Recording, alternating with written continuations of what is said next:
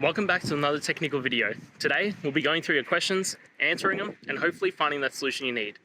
Guys, remember to stay just a little bit crazy, just like me, and hopefully you'll find that solution you're looking for. Now, let's continue on to the video.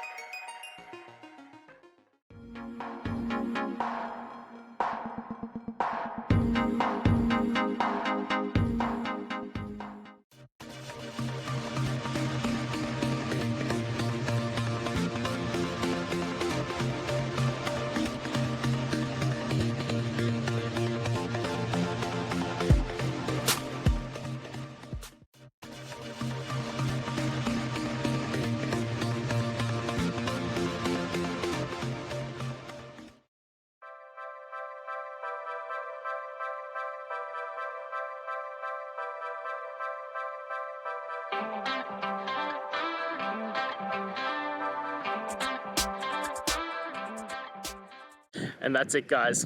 I hope we've gone through and found the answer that you're looking for. And look, if we did find that answer in your resolution, please hit the subscribe button. I'd really appreciate it. Now, until the next time you need technical videos, I hope you have a good one.